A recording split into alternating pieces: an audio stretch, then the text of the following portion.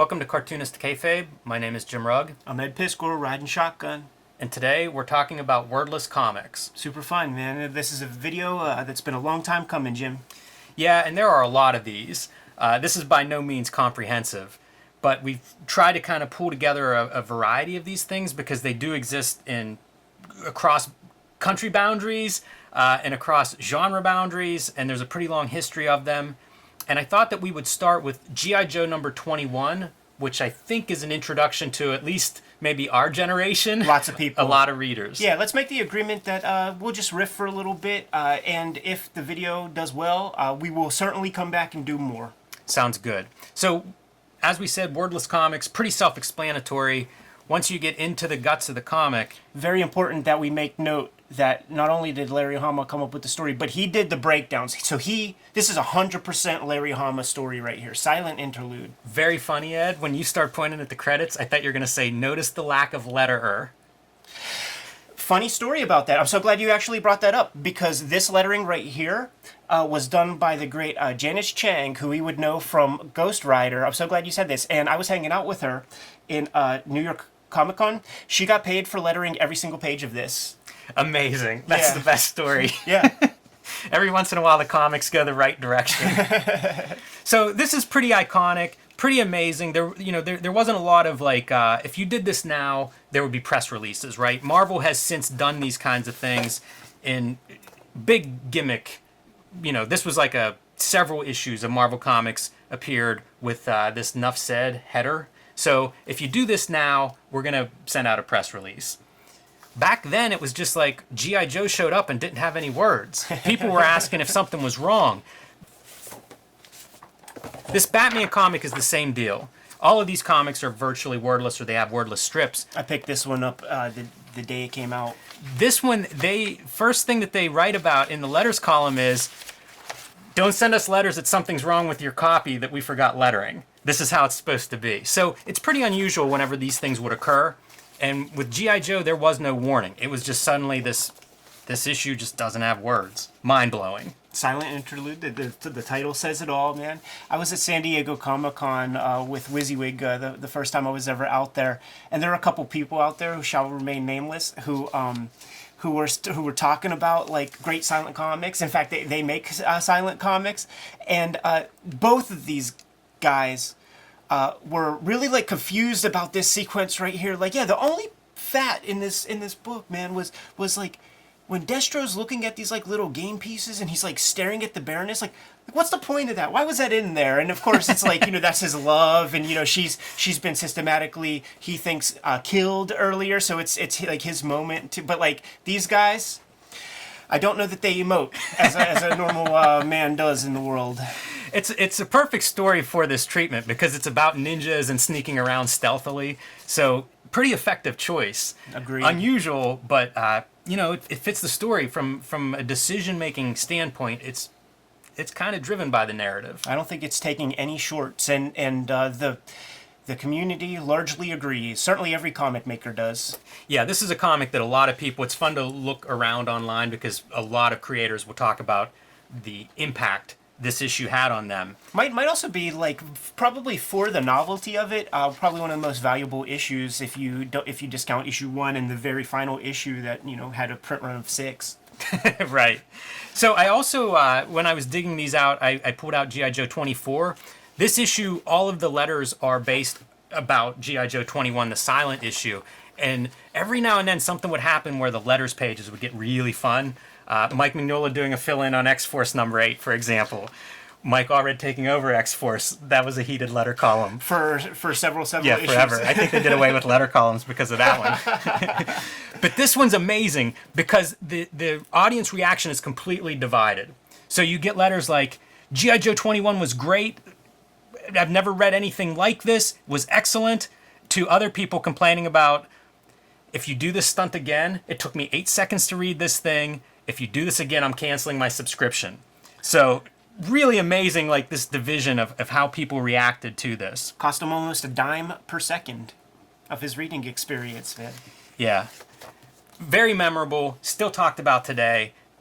I don't know what else we would start a silent, wordless episode. And I did say silent, which is something that I've seen a lot of people post their pet peeves about, calling these wordless comics silent, because all comics are silent. Yeah, they could kiss my balls. Yes. Can I talk about this Yes. one real quick? Because this is actually the first silent comic that I ever read.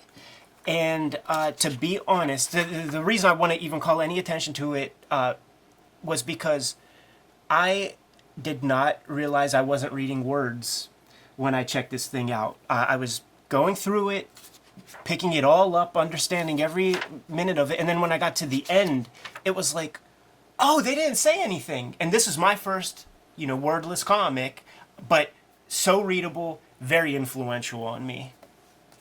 That's pretty good. Yeah. Here, let's go to the spoiler, because that's just kind of fun, man. And I never saw that much blood or cut off fingers in comics before either. It's a hell of a page. And it is almost like proto-Vigil, like when Vigil would work in color and not and leave a lot of the fuss out, his proportions and stuff were kind of Panda Bros-ish. But this is my first silent comic, and heck of an influence. Grendel #9, Kamiko, for you guys playing it. I just picked this up recently out of a quarter box on your recommendation, Ed. This is one that I had not seen before, so yeah, it's pretty interesting too. Once you start looking for wordless comics, you start to find that there are quite a few of them. My first one was Cave-In, not G.I. Joe 21. I wasn't reading G.I. Joe then. So Cave-In came out, I think I learned about it like 99, maybe 2000. I picked it up because it was on the Comics Journal's year-end like best of the year lists. And I would find a lot of alternative indie comics that way. Because, again, kind of early days of the internet, this stuff just wasn't that easy to find. So Cave-In by Brian Ralph, part of the Fort Thunder Collective. A fellow book in that group would be Matt Brinkman's Territoy Heights, which is also virtually wordless. And these comics are, for one thing, start out with a Mike Mignola endorsement on the back is pretty good. But I knew going in it was wordless, and I was curious to kind of see, like, what does that look like? And it features this character just wandering through a landscape. They're often compared to things like video games, the storytelling that a lot of the Fort Thunder cartoonists would use, which was pretty different than maybe, say, comics that are influenced by, say, a film visual style. Or just other comics. Right, yeah, right. So you're following this character as he goes through this subterranean maze, just exploring and encountering various life forms, having adventures, meeting different small people, and just kind of a dream world. Very fun. This is something I think comics do well. I would put that in like world building. And this one quite literally is sort of world building as we explore this world along with the main character. And it was interesting, after this comic, I was a fan of Brian Ralph and would follow, whatever other comics were being released. It was a big deal whenever his next comic had words in it. Yes, and I think this may have received a different kind of printing later, and the art was presented bigger from what I remember. That sounds right. Comic, you could find it. This was done by Highwater Books originally, a very influential publisher in the late 90s. And now I believe it's at Drawn and Quarterly. So it has been reprinted. Highwater Books no longer in business. This is an early, talking about history of wordless comics, this is another early example. This is Milk Gross, He Done Her Wrong. And you can see right on the cover, great American novel, told without words. Introduction by Al Cap, who's, huge selling cartoonist at the time, strip cartoonist. And so Alex Cox actually sent this book to us in the early days of Cartoonist Kayfabe. It's something I had heard of but had not read before. And I gotta say, I love seeing it. Like, this is different comics for me. This is a different era. The drawing style's totally different, but it too is, wordless, and pretty interesting arrangement in this paperback format, where in some cases it's almost like a single spot cartoon, compared with sequences in other places. Chester Brown would pull influence from this kind of treatment and format, and certainly like the books that he has out now, like the paperbacks from Yes. Drawn and Quarterly. I wouldn't doubt that he might have been a little influenced by this. Yeah, it's interesting to think about this format in terms of being such a mass market format. Like, this was for people that, you weren't buying this in a comic book store. For one thing, there weren't comic book stores in the 30s whenever this came out. But, it was targeted to wherever you would find paperbacks is where you would find this and encounter it. And Milk Gross, cartoonist just known for the liveliness of his cartooning and his characters' kind of life and motion, and very inventive. So this stuff was an enjoyable one for me to find just recently, despite being an old book. about we do Quimby? Let's do Quimby. Chris Ware's a fascinating cartoonist because, like, I always had the impression that he considers himself to be just a student of the form, constant student. And for years, if you read Comics Journal, old Comics Journals, he's highlighted in there before Acme Novelty Library even begins. And the things that he was doing for the Texas school newspaper, I forget the name of it, the Daily Texan, they would be these wordless Quimby the Mouse strips, the Potato Guy strips that ultimately end up in Raw magazine.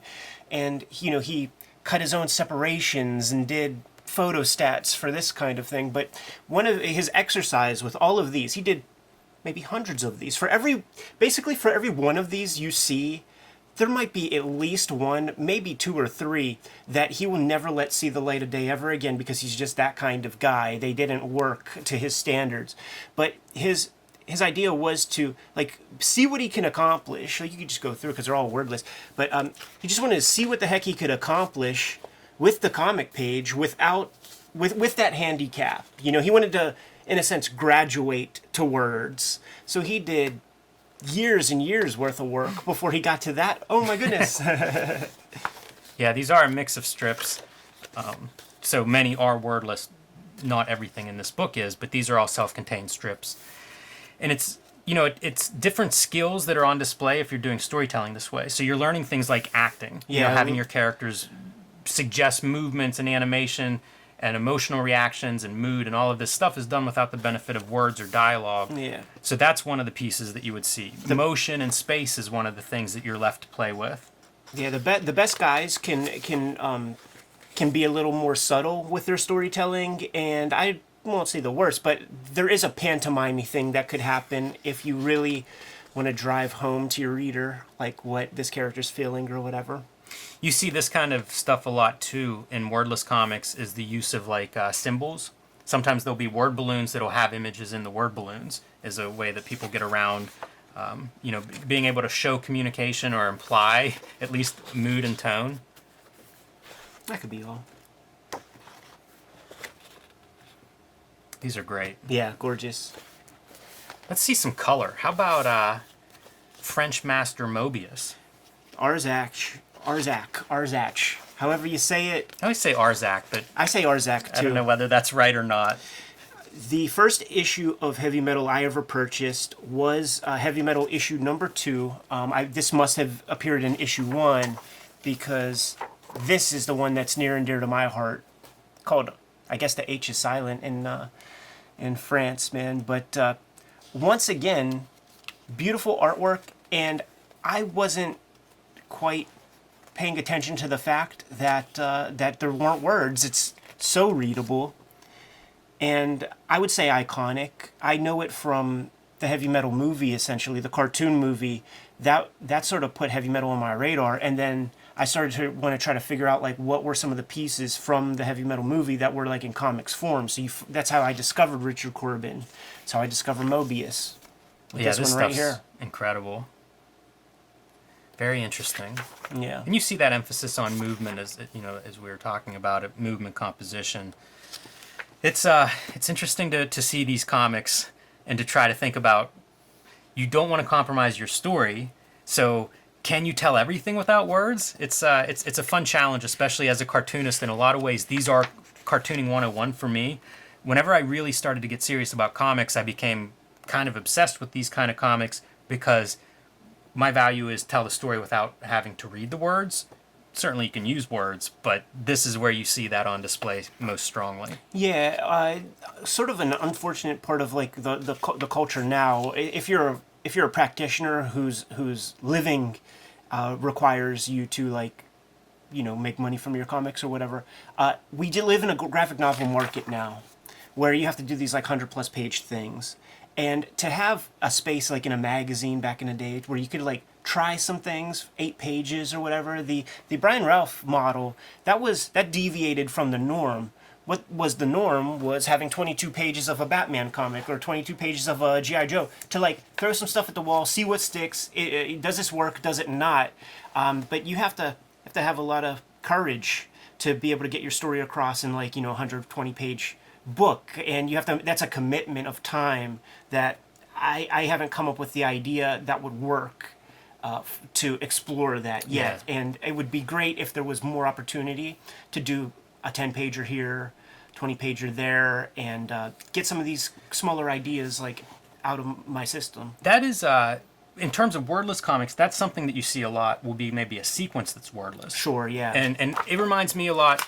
I'm going to show Concrete Earth Day 1990 special is another place where you can get some Mobius, and it's also a wordless comic, and probably a little bit cheaper and easier to find than the Mobius. Graphic novels are tough. But the sequences that are wordless can be really, really nice, and a chance to change tone and set a tone that's True. a little bit different than your average rest of the story. In terms of graphic novels, I think of like Sean Tan's Arrival, and we actually showed that on a previous video in our picture book episode. And it's kind of a hybrid between picture books and comics, but it is wordless.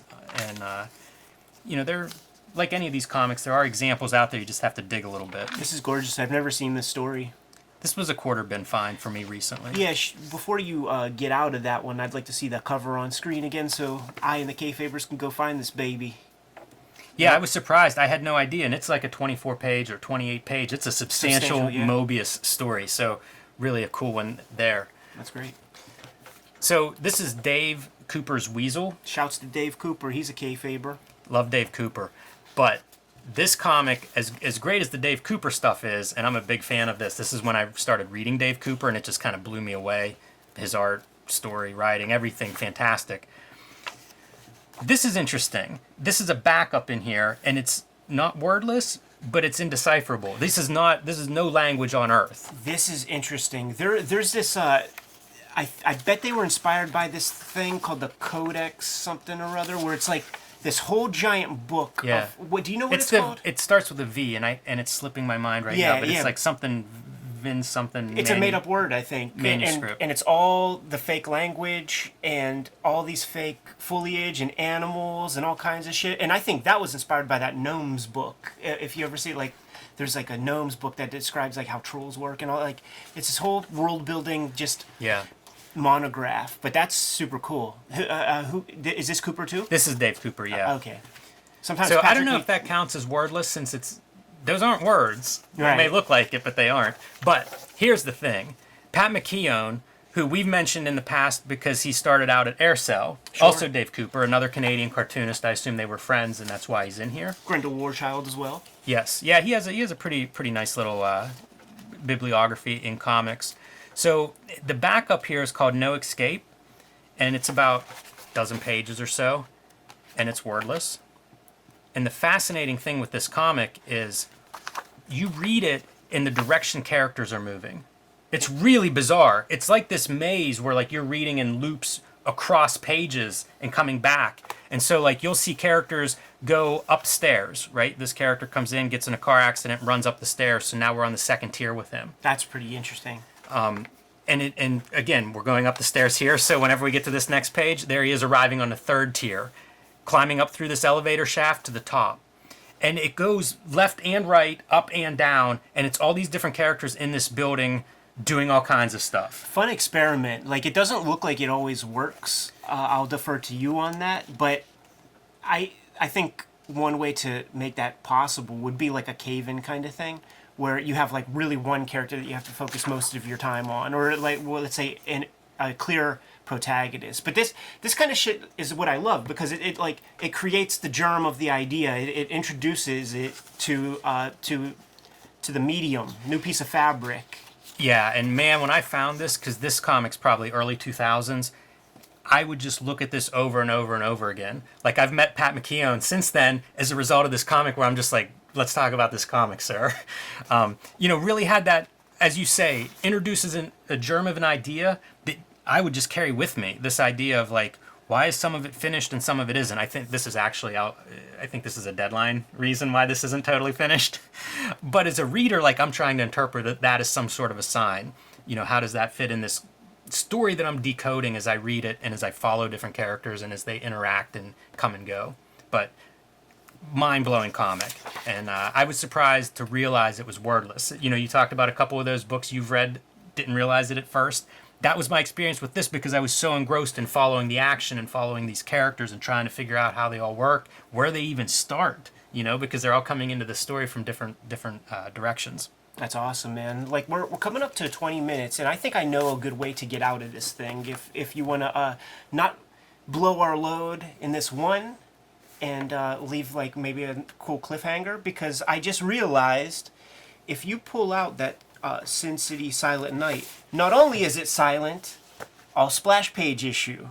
So that could give us some fodder for future videos, man. By all means, like go through this baby. Like, not only is it quiet, but it's all splashes. This was a huge comic for me too, because this is the height of Frank Miller. My love of Frank Miller is probably around this time. And again, I didn't know what to expect. This is mid-90s. I was not hearing any rumors on the internet. It was just a new Frank Miller comic, a new Sin City comic, super excited. And I'm going through it, all splash pages and all wordless. This is about an 8-second read. Yeah. Very, very quick. And I remember getting through this, and it actually isn't completely wordless. We do see a little, I think there's one word balloon. And I just saw a piece of onomatopoeia. Yeah, I don't. Those don't break the wordless rule for me. Is that a rule break? No, I don't care either. So there's your little bit of dialogue, which does kind of break it, but it's the exception that proves the rule. I just remember reading this and rereading it instantly and being amazed by, like, how does he do this? Because it again tells kind of a whole story with no words. Yeah, something that was pretty new to me. Maybe 40, 50 pictures. It was incredible. So from a storytelling angle, this was one of those that I tried very hard to dissect and to understand and figure out, like, how do you pick which images to do this with? And it was another one, a couple of Sin City books later, whenever the letter columns roll in for this, it's the same deal as the G.I. Joe, where some people liked it and some people did not. That's so interesting because like, this might have been my first issue that I got off the stands. I just got the trades before because I was pretty young. And I knew what I was getting into. Like, I knew what to expect. This came out in December. Like, I got it in my Christmas stack. I knew what I was getting into ahead of time, so those people were just ignorant. But splash page issue, silent issue, it gives us some marching orders for future videos, and we could implore the Kayfabers out there to leave some comments to let us know what they want to see next, because I could think of like 5 splash page issues of comics off the bat right this very minute. I have my splash page comics already pulled. I keep them separate because it is an idea that is near and dear to my heart. I will say the all splash page issue, more rare than the wordless comic in my experience. Yeah, it is. And but Kayfabers, let us know what you want to see next or in the near future, more silent stuff, splash page issue or otherwise. In the meantime, like, subscribe, and follow the YouTube channel. Hit the bell icon, and we'll let you know whenever we have new videos available. You can find Cartoonist Kayfabe merch at our spread shop. There's a link below the video to that. I'm going to go try to do some of that Pat Mckeon storytelling, man. Give these dudes some marching orders. Read more comics.